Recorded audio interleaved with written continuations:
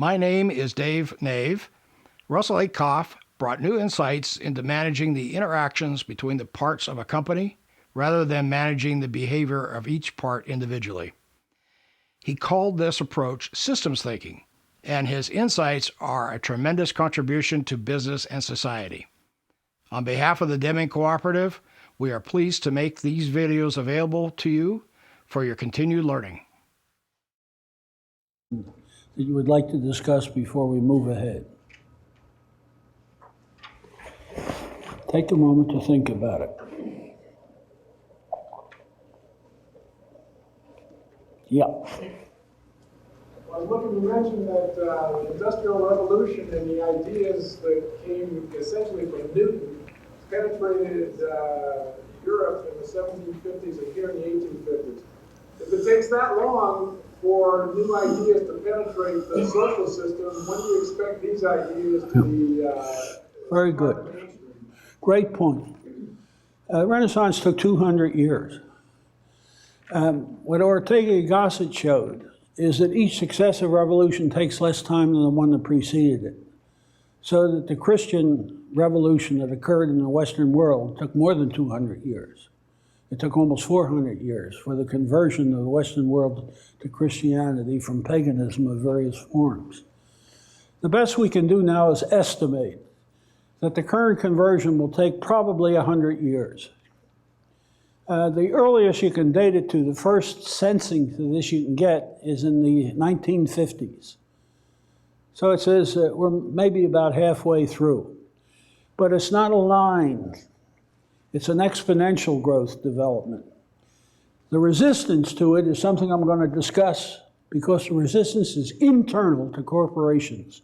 I'm going to show you where that resistance comes from and what can be done about it. So we can literally accelerate this transformation by understanding the need for it. And that's really what I'm talking about. Or you can let it happen to you. We do work in the so-called urban black ghetto just north of the university. We've been there for 40 years. This neighborhood has made an incredible conversion. It's been the subject of 7 national television programs. Their process of self-development is now used in 62 cities in the United States. And they have a slogan. Well, absolutely marvelous. I used it in one of my books. It's the frontispiece. Plan or be planned for. And that's what confronts corporations.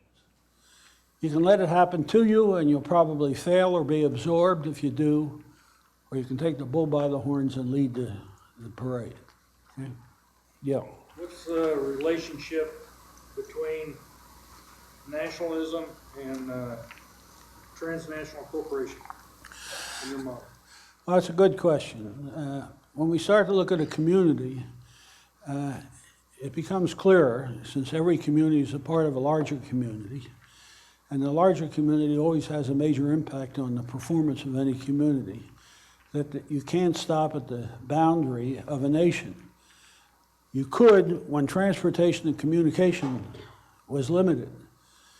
But the fact is that business is now international. It's no longer national. The bulk of business is now conducted internationally. So our political structure is not informed for the actuality of the transactions taking place. We have to redesign society, and that's what my last book is about as well. Just as we have to redesign the corporation, we have to redesign the society. Let me just take a moment on that because it's such a critical question. Peter Drucker, who is responsible for so much wisdom, once made a marvelous statement that there's a difference between doing things right and doing the right thing. See, doing things right is efficiency. Doing the right thing is effectiveness. So you can do the wrong thing right. I can raise the question, if I want to wipe you out, what's the most efficient way of doing it? See? But is wiping you out the right thing to do? They're separate questions. Now, the implications of that, we've begun to realize, they go as follows. The righter you do the wrong thing, the wronger you become. Okay? If you do the wrong thing right, if you do the wrong thing wrong, and correct it. You become wronger. Therefore, it's better to do the right thing wrong than the wrong thing right. Now, what's that all about? Every major social problem confronting this country today derives from doing the wrong thing righter. Every one of them. And we don't have time to go into that. I mean, that's what my book is about. Let me just take one quick example. Take crime. Do you know the United States has more people in prison than we have in all the colleges and universities put together? We have the largest percentage of our population in prison of any country in the world and the highest crime rate.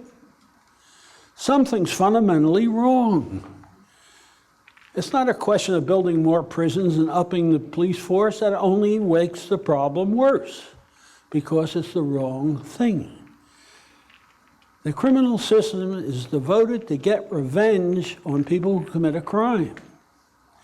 The result, criminologists have shown that every time you send a person to prison, they got over a 90% chance of coming out. And when they come out, they have a higher probability of committing a crime than when they went in, and it will be a more serious crime.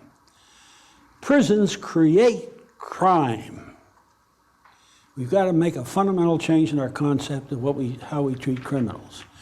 That's redesign of an essential part of society. Now, you can take any institution. Healthcare is a marvelous one. It's so irrational, it hurts to think about it. What do you pay a doctor for? For taking care of you when you're sick, right? It's a sickness care system. That's not a health care system.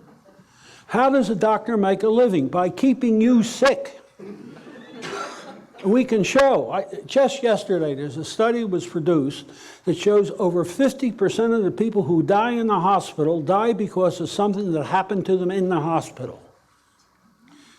Over 1 million people a year are seriously infected when they're in hospitals. Over 50% of the surgery is unnecessary. More than 50% of the tests. And you go on with all these statistics. Why? Because you pay the system for taking care of you when you're sick. So they maintain and produce sickness. It's an irrational system. So you say, how does this affect society? We've got to start to think about society in rational terms, just the way we think about the corporation. Okay? Okay? You mentioned that a number of ideas came out of Bell Lab in I think it was the 50s. Why do you think it took so long to implement those ideas? A lot of those ideas... Mostly technology. Most of it was technology. I had to wait the development of the transistor, of satellites, communication satellites, and so on. It was the first mobile phone that we produced was actually a broadcasting station. And your receiver was a radio. So it had a range of about 50 miles. And it wasn't until we had satellites and go up and down again that you could get the current phone that'll operate worldwide. So a great deal was technology. We have phones that we've developed that are not commercially available now. Like one phone in particular cost $350 to build. But it's amazing because it hangs around your neck and it's just a little thing here and you can talk anywhere in the world without the use of your hands. If you call me while I'm talking to Paris, and I've done this, I can continue my conversation with Paris but deliver to you in my voice 5 different messages by pressing 5 different buttons.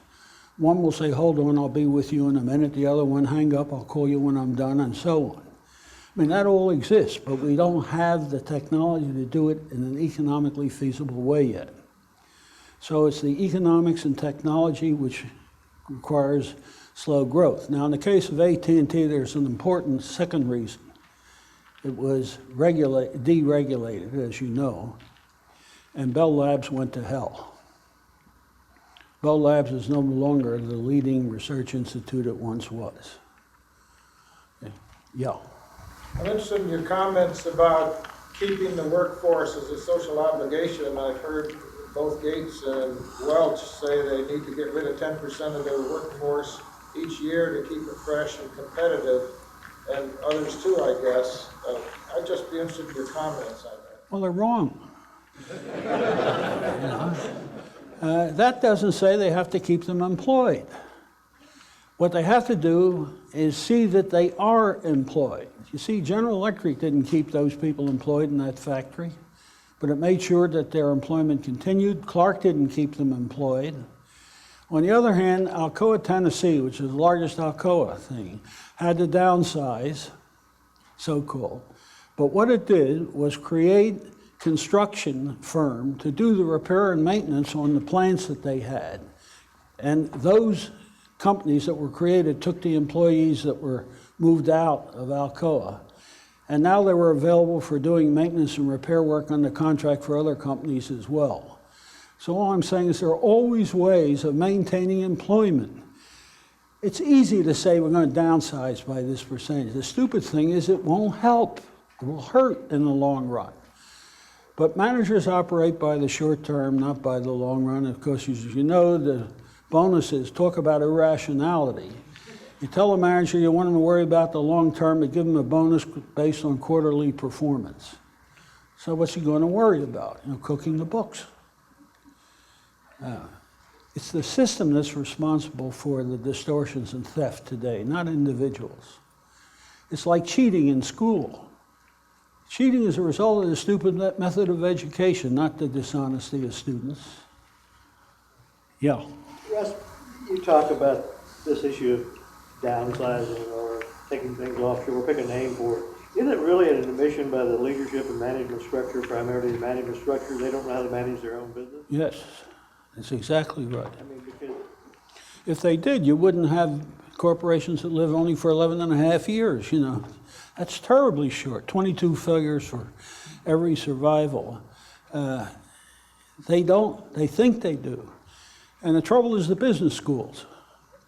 It's the educators that are responsible. When I retired from Wharton, it was compulsory because at that time the law was at 65, you had to retire. Well, the Wharton Journal asked me to write an article about my life as a professor.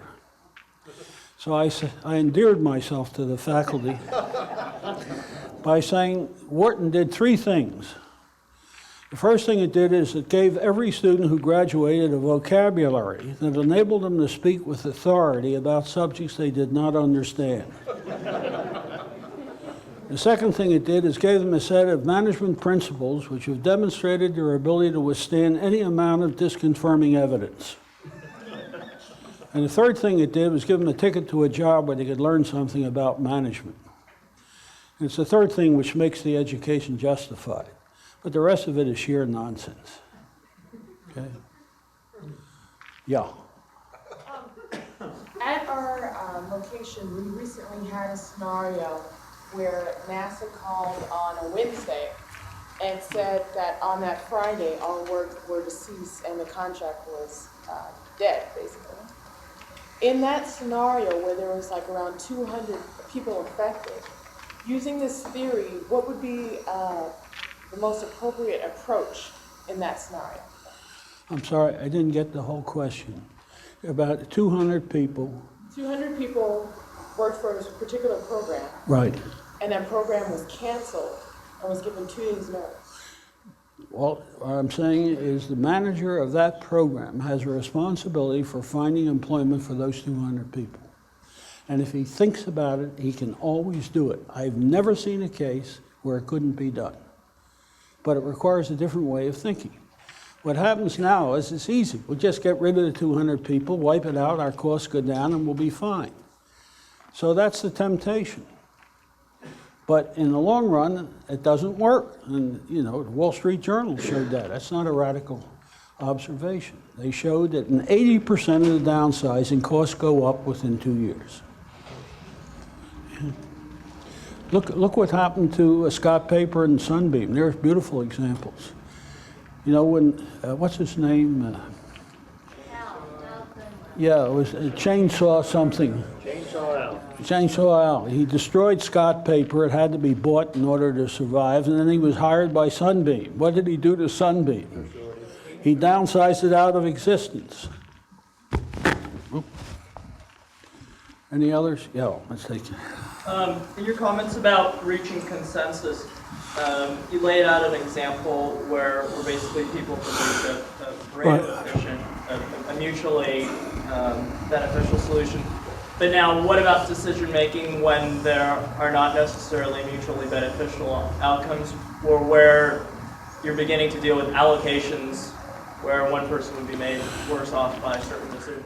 See, one of the things that management ought to learn, but they never do because no business school teaches it, is how to get consensus. Let's assume I'm a manager and I have a committee of my subordinates that shares with me decision-making responsibility. It should operate by consensus, but you don't always get it easily.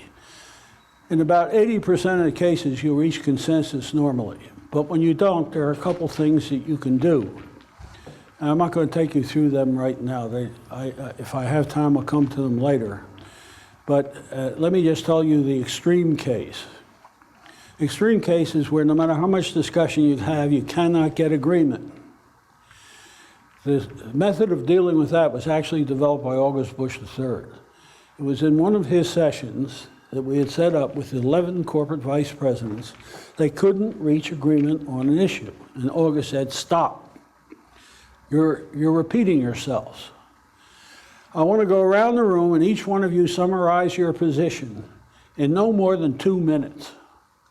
And so he started, took position A, you took B, you disagreed with him, you took A or B or C or whatever it is. We go around the room and the differences are perfectly clear. Then August said, if you don't agree, when I go back around the room, I'm going to act and this is what I'm going to do. But if you agree, whatever you agree on, I will do whether it agrees with me or not. Now they go around the room. If he says A and he says B, now they're in complete agreement. What happened? What are they agreeing on? They're agreeing on my position. Because they either agree with me or agree with each other. That's the options they're given. Now, the beautiful thing about that process is I've never seen a case where people didn't think that was fair. We've got to do something. And if we can't agree, how should we decide? They agree on the process to be used. The consensus is on that process. All right, let's take, You wrote Recreating the Corporation in 1999. How's your thinking changed since you wrote that book? since which book? Recreating the Corporation. Oh, it hasn't changed in any fundamental way. It's still relevant. Do you see companies adopting it? Some have, yeah, I keep hearing about some that do, and they adopt parts of it. There are some that have adopted the whole thing. I give you some companies that have taken it lock, stock, and barrel and gone through the whole process. We just had a wonderful one. A little company in the Midwest called North Coast Energy. It was owned by a Dutch company, and it was in serious trouble. So the Dutch company picked a young man who was born in Turkey but educated in Holland and sent him over to set the company right. His name was Omer Yonel. He did a couple of interesting things. He came over and he fired all managers in the company, literally, and spent the first couple of months just hiring new people that he brought in from the industry under much better conditions than they had in their other jobs. And he formed a new management. And then he took this book as his Bible and started that process. They just sold that company, the Dutch company did. When he started, shares were $2.25 a share. They went up to $15.50 in 1 year as a result of changes that they produced using that book. I wish all of our cases were that easy to support, but okay, yeah. Can creativity be taught? And because the question I'm asking Yes. is that it looks like leadership, one of the most important ingredients of Yes. leadership is creativity. And the other reason I'm asking it is because in our schools now, in elementary and middle schools, they're teaching students how to control their impulses. They're what? Their impulses. Oh, Now, it seems to me that if you control your impulses, you become less creative because creativity requires impulsive thinking sometimes. Is that correct? schools are, one of the terrible things in society. They're destroying our population gradually. I had an experience, my daughter is now in her middle 40s, but when she was about 13, she came home from school one night. She said, we have an extra credit problem in mathematics. And she showed me the 9-dot problem. You know the 9-dot problem? And it had typewritten instructions. It said, take a pen or pencil, put it on one of the 9 dots, and without lifting your pen or pencil from the paper, draw 4 straight lines that cover all 9 dots. She said, I can't do it, can you help me? So I looked at it, and I said, I did this when I was a kid, but I don't remember the solution. I said, look, it's an extra credit problem, so I've got a lot of work to do. Go ahead and forget about it. Well, she went into the next room and started to cry. Well, that disturbed me, so I went in and said, what's the matter? She said she felt ashamed not to have the solution to that problem, so I told her to come back in the room. And I said to her, Karen, do you know the difference between a puzzle and a problem? She said, a puzzle is harder than a problem. I said, oh no. I said, there are problems you can solve, and there's nothing harder than that. Some puzzles are easy.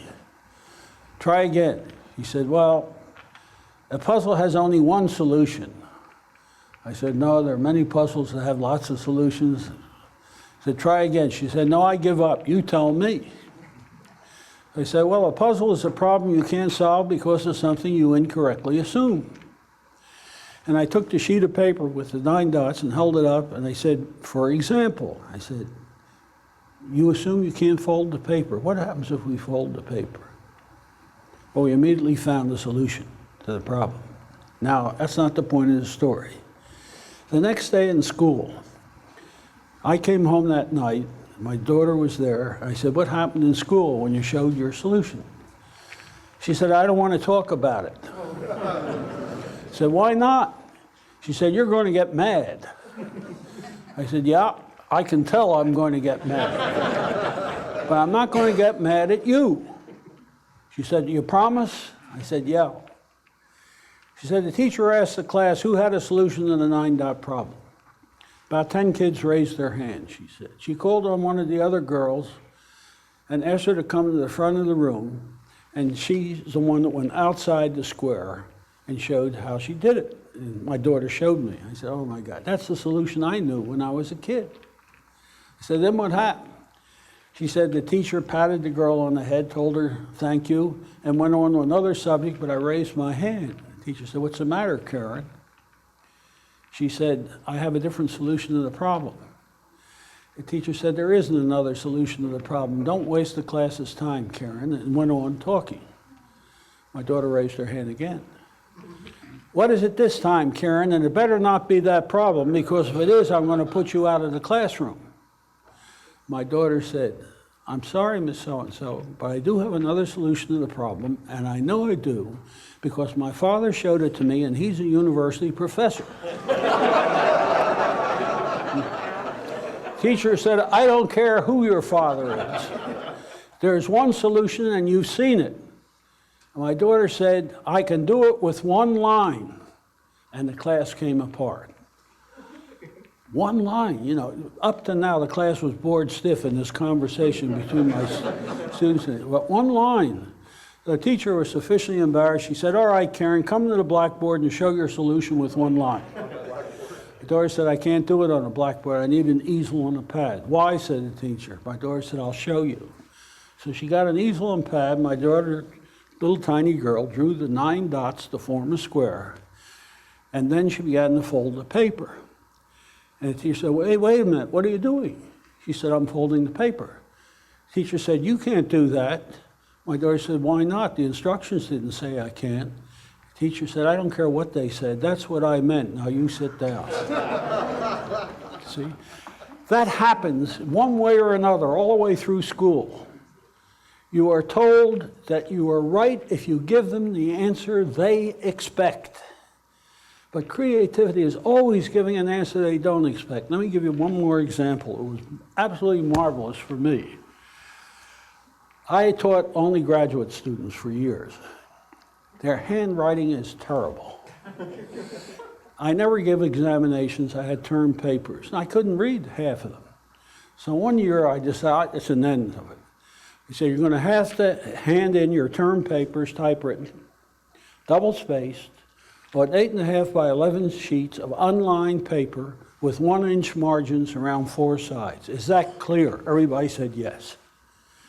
I got a beautiful set of papers at the end of the year. But one of them, they were all, typed on the paper, but one of them was typed this way. At the end it said, gotcha, didn't I?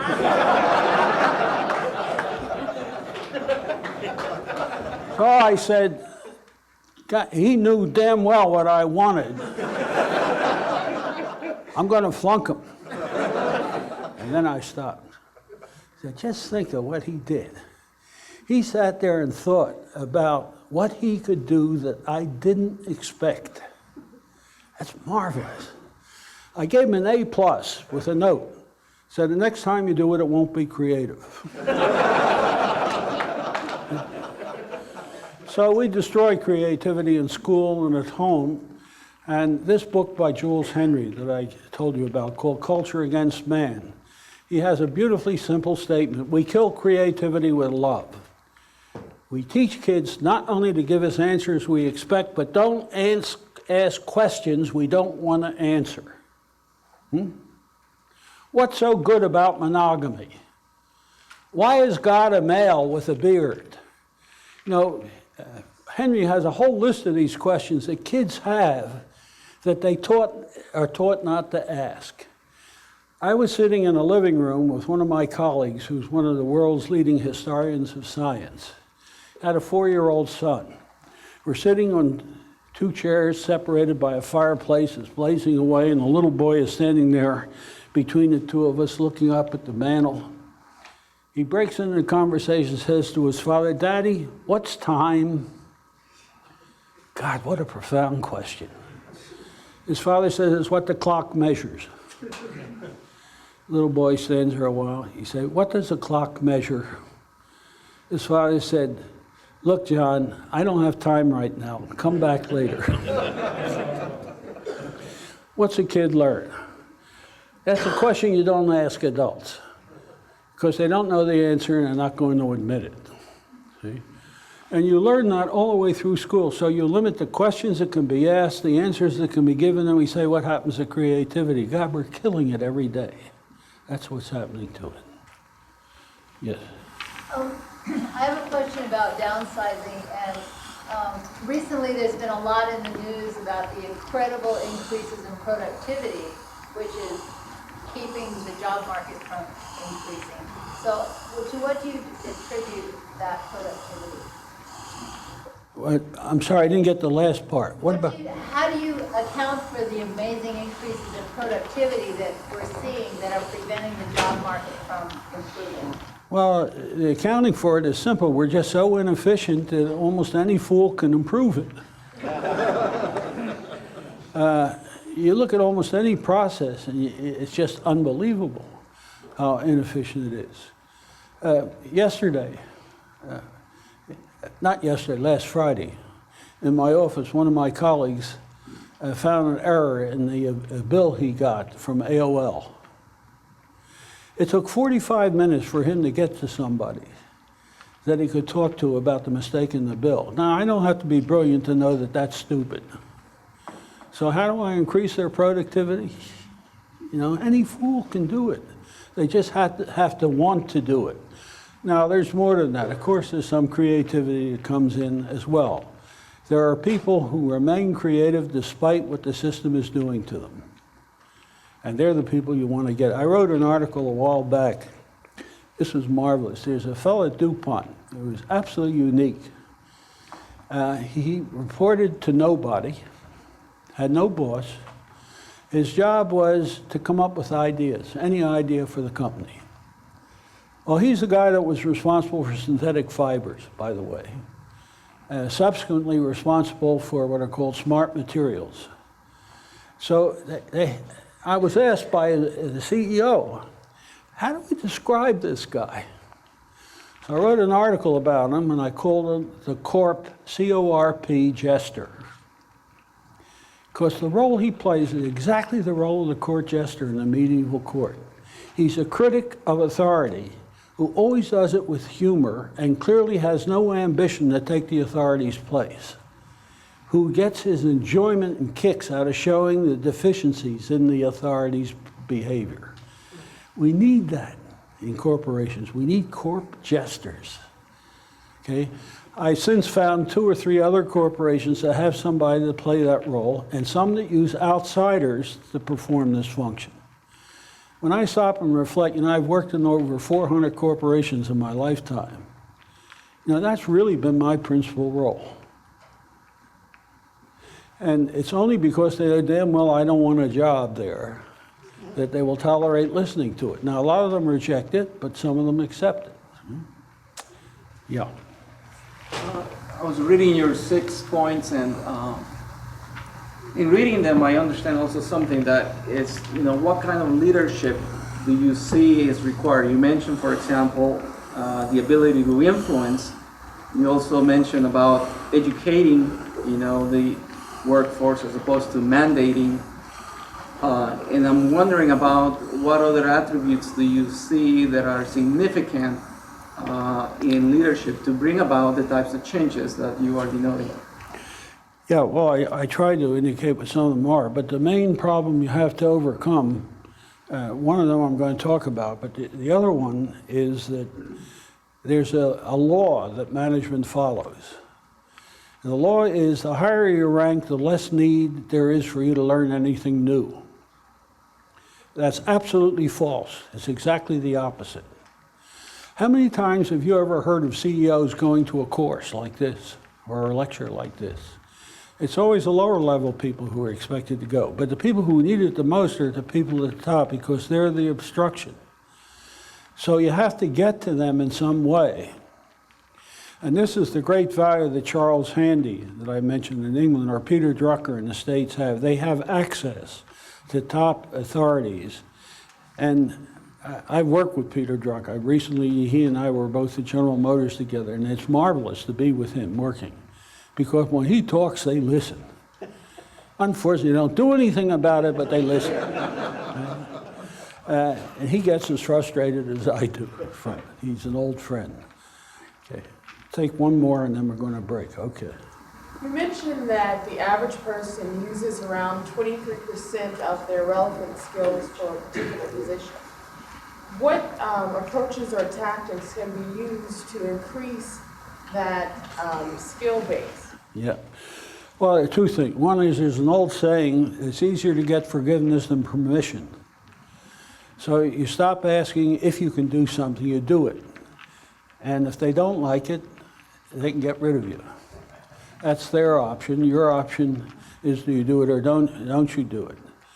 I had, at Case Institute of Technology, I had an incredible president, Keith Glennon, who was the first head of the Space Authority, the National Space, and also the first head of the Atomic Energy Commission. He was a brilliant man. And he called me in one day, I'll never forget this conversation. He said, "You've been here a couple years, and I don't have the foggiest idea what the hell you're doing." He said, "I'm not here to tell you you have to let me know, but you better not screw up, because if you do, I'll have your ass." That's the kind of boss I want. You can do whatever you want to do, and as long as it works, I won't bother you. But if you make a mistake, I'm going to be at you. August Bush had a wonderful slogan up around the company. It said, if you didn't make a serious mistake last year, you didn't do your job because you didn't try anything new. But if you ever make the same mistake twice, you won't be here next year. That's the kind of atmosphere you want to work in. Not if you make a mistake, we're going to kill you. You can tell education is such nonsense. Just think about it. You take an examination, it comes back graded, right? All the things that are wrong are marked.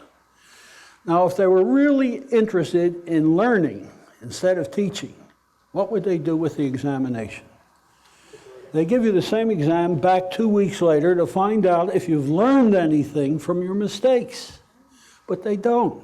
A mistake is something which is done, unforgiven, bang, let's go on to the next set of mistakes. But the simple fact, as I'll try to show you later, is the only thing you can learn from is mistakes. You can't learn from doing something right because you already know how to do it.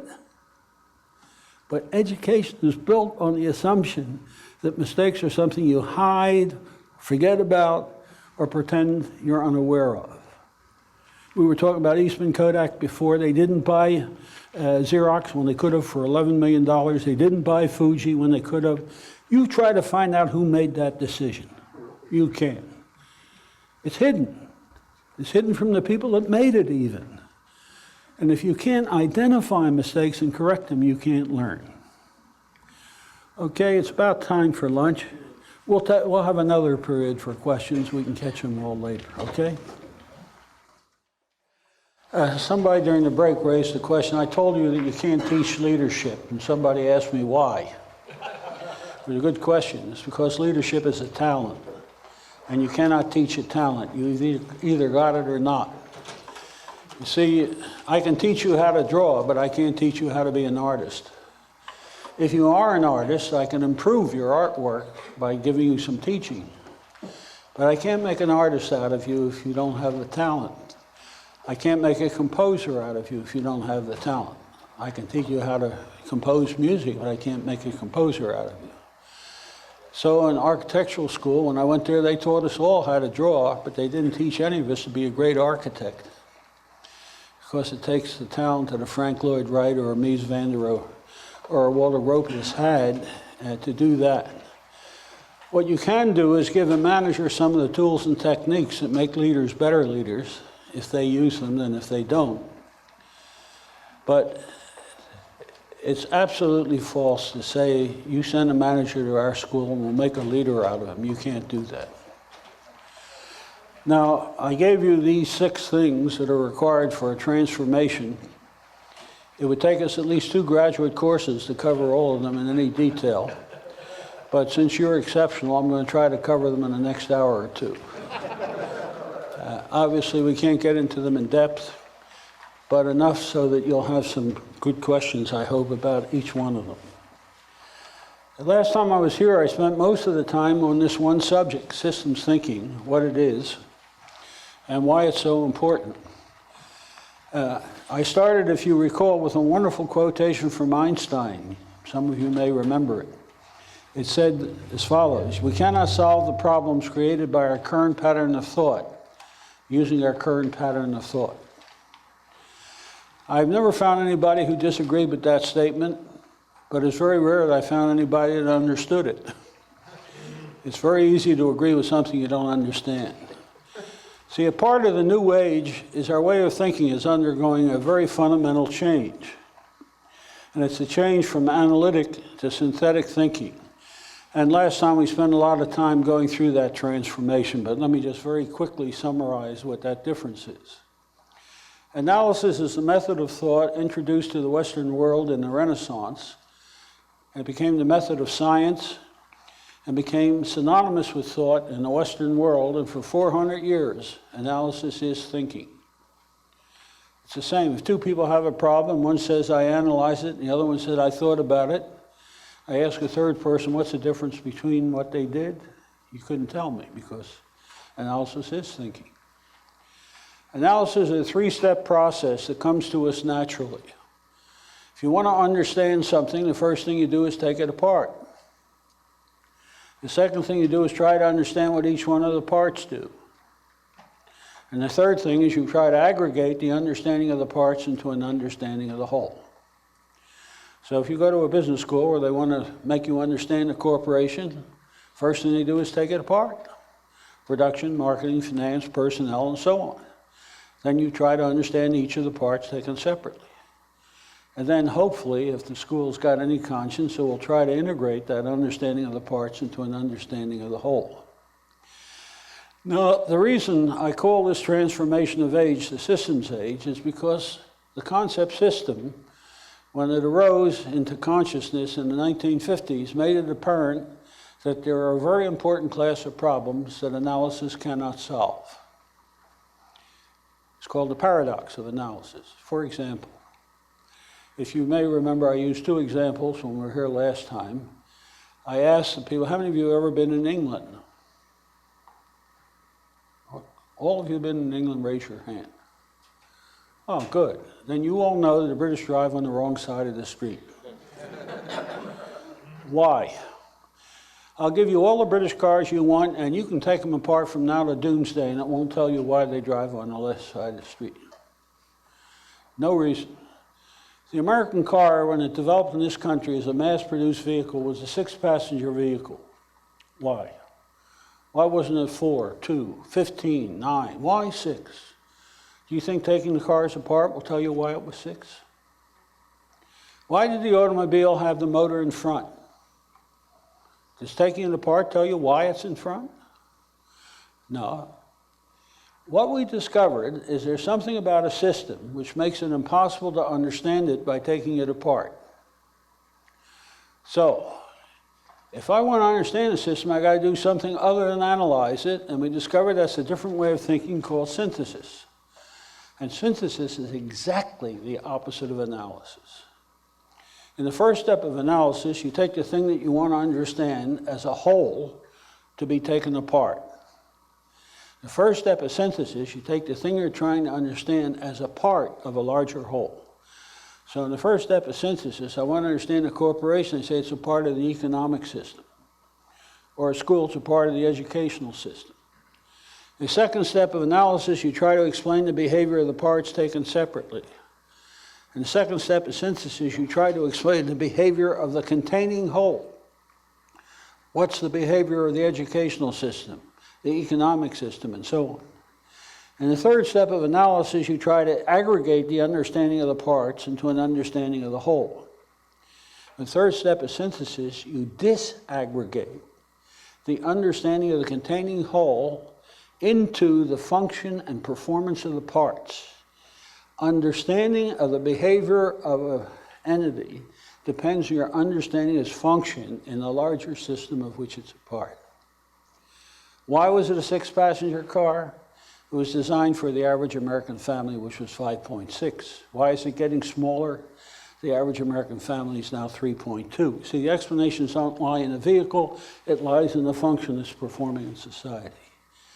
Why did the British drive on the wrong side of the road? Because they built the roads during the medieval period when the principal form of travel was a horse. What side do you mount a horse from? Left. If you want to mount a horse on a road and stay out of traffic, which side of the road would you have the horse on when you mount him? The left. So they rode on the left. The carts followed the horses. Interestingly, when the British came over to this country to settle it, they drove on the left. But a bright young man one day got tired of that for a very good reason. The brake on the cart is outside the cart, so the right arm, which is a strong arm, can pull the brake on, puts the shoe against the wheel so it won't move when you stop. It was raining and he got his arm wet. He said, that's silly. Why don't I move the brake inside so it's under the cover, and when I pull it on, I won't get my arm wet. The problem was he now had to use his left arm to put the brake on. Most of you are too young to remember, but even in my youth, left-handedness was considered to be possession by the devil. Literally true. In my school, in elementary school, you were not allowed to write with your left hand. Didn't make a damn bit of difference whether you're left-handed or not, because that was conceding to the devil. So the left arm was not a good arm to put the brake on. So he said, I got to fix it up so I can use my right arm to put the brake on. Well, that was easy. Just move the driver over to the other side of the brake. The driver is now sitting on the left. The brake is on his right, and it's out of the rain. But he has a new problem. He can't see around the cart in front of him. Well, how can he change things so he can see around the cart in front of him? Move the cart over to the right from the left. And so we drove on the right instead of the left because we were not mounting horses to go down the highway. The explanations always lie outside the system in the role or function that something performs. Now, there's a much more important reason than the examples reveal. A system is a whole that's defined by its function in a larger system, as I said. and has at least two essential parts. And each essential part can affect the behavior of the whole, but the way it affects the whole always depends on how other parts are behaving. It's the interaction of the parts of a system that define the behavior of the whole. Now, some incredible properties of a system which we discovered when we started to think about them. For example, no part of a system can perform the defining function of the system of which it's a part. No part of an automobile can carry you from one place to another. The body can't, the axles can't, the wheels can't. And moreover, when you take the system apart, therefore, you break the interactions of the parts and you lose the functioning of the whole. But you also lose the functioning of the parts. And this is the incredible, important finding. See, if I take an automobile and disassemble it in this room, I could do it. But keep every part in this room, I don't have an automobile. Got the parts of an automobile, I don't have an automobile. The automobile is the interaction of its parts, not the sum of its parts, right? But when I take it apart, not only does the automobile lose its function, but also its parts do. See, a car can't move without a motor. Everybody knows that. But when I disassemble a car and put the motor on the floor, what can it move? Not a damn thing, it just sits there. By taking it out of the system, it's lost its essential properties. You can't think without a brain. But if I do a little surgery on you and take your brain out and put it on a table, it doesn't sit there and think. You think, your brain doesn't. When a system is disassembled, it loses all of its essential properties, and so do its parts. Now look at what a business school does to you when you go there to learn how to run a corporation.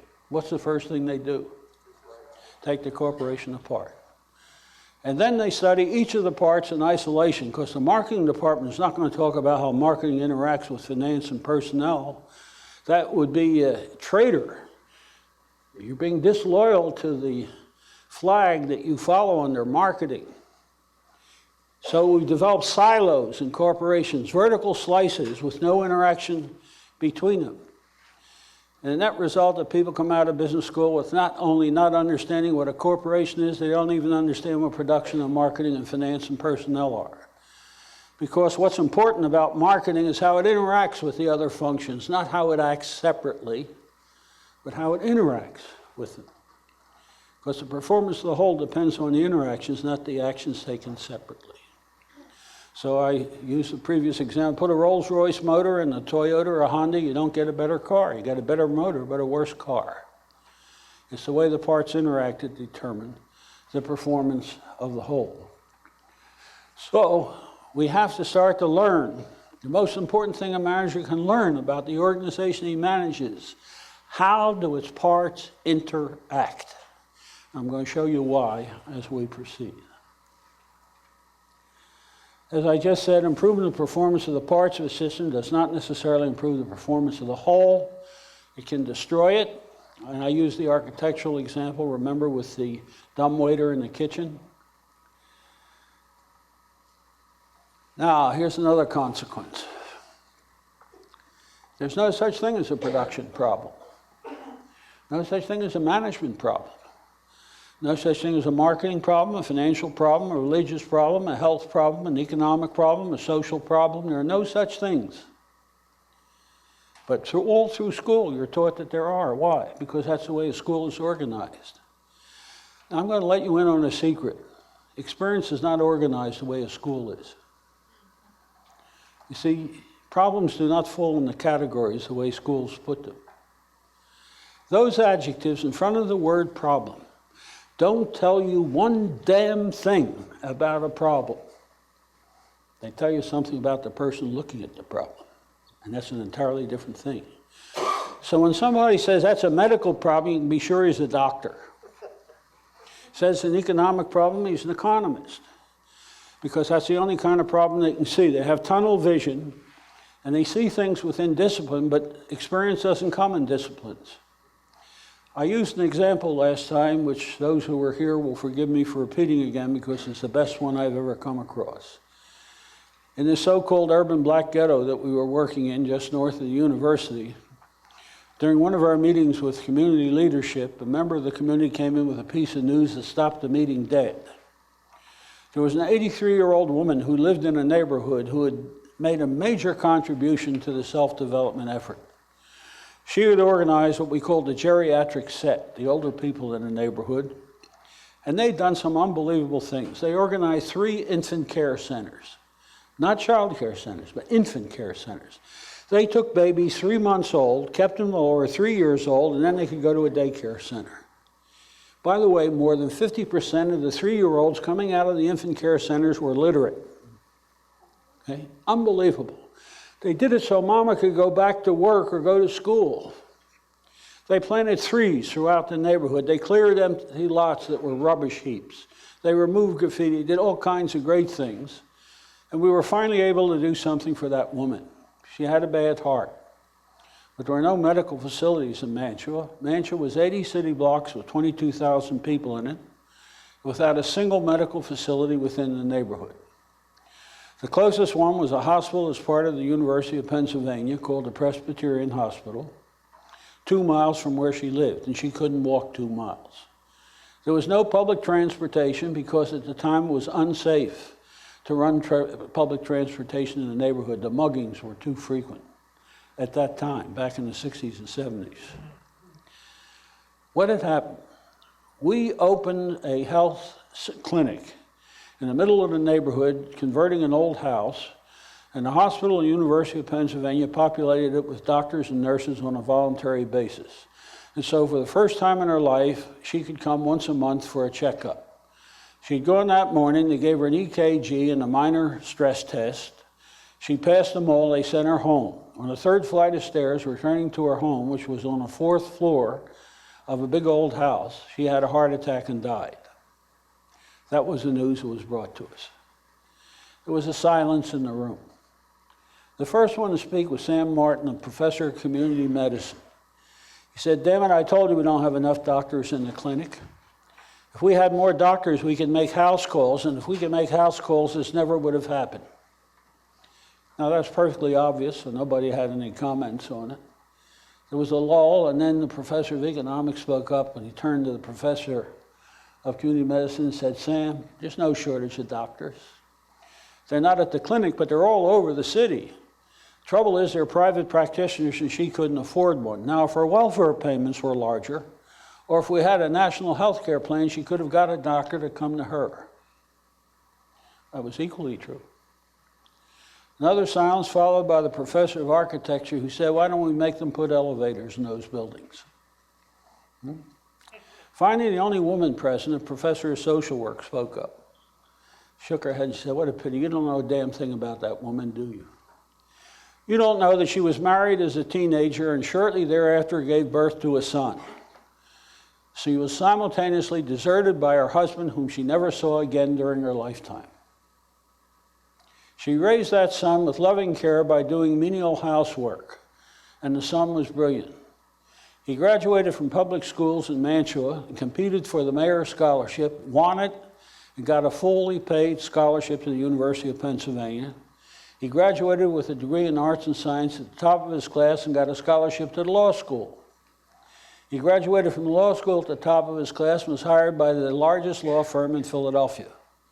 He is now a senior partner in that law firm. He's married, has 2 children, and lives in a beautiful home out on the main line, which happens to be all on 1 floor.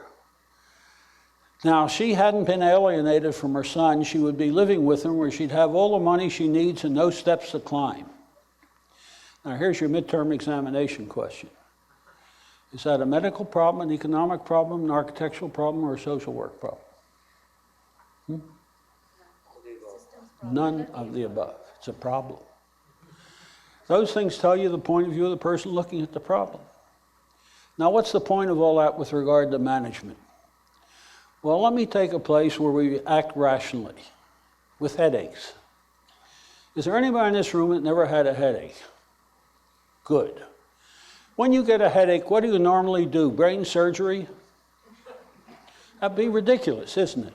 Now stop and think, why is it funny to suggest brain surgery? Because that's where the pain is. It's because you understand the way the system works. And so you say, there must be an easier way to get to the pain center of the brain than doing surgery. So I'll take a pill that contains a chemical and swallow it. It will dissolve in the stomach. The bloodstream will absorb the chemical and carry it up and deposit it on the brain. I don't do any surgery. And it works in a couple of minutes, no after effects. Because somebody understands the interaction of the system, you learn how to enter a system where you can have the biggest bang for the buck. But management doesn't. Management finds a place of getting the biggest buck for the bang. A manager of marketing comes in the morning and he finds out the sales in the Northeast has gone down by 15% in the last quarter. Uh-oh, he says. I got a management problem in marketing. I got a marketing problem. He now tries to solve the problem by manipulating the variables under his control, marketing. And that's why he calls it a marketing problem. Now, I've worked, as I said, in over 400 corporations on thousands of problems, and I can tell you in over 90% of them, the best place to solve a problem is not where they appear. It's in some other part of the system, which through interactions gives you the best access to the problem. But there we go. We insist, because we have silos, on solving a problem where it appears, and it's almost always inefficient to do that. It's only by understanding the interactions of the system that requires a different kind of organizational structure, because organizations are designed for vertical slices. Last time I used a detailed example of a paper company. I don't want to spend all the time going into it, but just briefly, it's a paper company located in Hamilton, Ohio, that produces the largest producer of coated papers in the United States. These are very high quality papers used in art magazines and art books that take color photography. It's a plant with 8 continuous production lines, assembly lines. And because they had diminishing sales, they started to add products to the product line. When they started, they had 2,700 products that they made, and they wound up with 3,200. When they did that, as a result of that, production went down by about 20%. And so the vice president of production did a study and found out that the equipment was as efficient as it ever had been. There was no more downtime for repair and maintenance. And he found the reason for the reduction in productivity, the increased number of products. If you have a fixed production facility and have to make more products on that facility, you have shorter and more production runs. It's the only way you can get them all made. Which means the time between production runs increases. Because every time you take a product off the production line and want to put a new one on, you got to adjust the equipment. That's called setup time. So he found, by charting it, that setup time went up in the plant exactly as productivity came down. There was his headache. And so he asked us if we could schedule production so as to minimize setup time. Can you do brain surgery? We were pretty naive in those days, I guess still are, because we said, yes, we can do that. That's a well-known problem in network theory, and there's an optimal solution to scheduling. But the improvement you can get depends on how accurately you can forecast demand. Because if you have a lousy forecast, it doesn't make a difference how well you produce for it, you're still not going to make money. But if you have a reasonably good forecast, then the good scheduling method will save you a lot of money. You say, well, how can I find out how much I can save? You say, well, we can do it in the following way. We'll do a simulation of your factory on a computer. We'll go back for 5 years and assume we had a perfect forecast of demand, which of course we didn't have. But we know what you sold, so we'll assume we had a perfect forecast. We'll use the new scheduling method, and we'll calculate how much you could have saved. If that turns out to be a small amount, then it's not worth going after. If it's a big amount, then it's worth going after. We can never get it all, because we'll never have a perfect forecast. But maybe by improving the forecast and using the new scheduling method, we get a big saving. He said, that's a good idea, go ahead and do it. So we went ahead to do it. And in the course of doing it, we made this discovery that shocked us. 8% of the products accounted for 100% of the profit and 90% of the production. Why? The company had been organized in 1812, and the family that built the company had a slogan: they will never discontinue a product offered to customers. They guaranteed availability of any product they made to perpetuity. So you had a whole bunch of products that hardly ever sold. So we came back to the manager and said, look, you got this problem because you added 500 products to the product line. You can get a lot bigger saving by reducing the product line than you can by improving production. He said, damn it, I knew you were going to come up with something like that. No, he said, you can't do it. We said, why not? He said, that's marketing's responsibility. We said, that's great. We work for marketing. Let us go talk to them. He said, no, you can't, he said. Well, why not? He said, if you go talk to them to ask them to help me solve a production problem, they're going to think that gives them a license to come in here and tell me how to run this plant, and I don't want those bastards in here. Now, I'm sure you've heard this kind of thing before. We argued with him, but it didn't do any good. So we went back to working on the scheduling, but we cheated. We got a computer run of 3,200 products from the least profitable up to the most profitable. We got this huge accordion of IBM printouts. You remember those old sheets?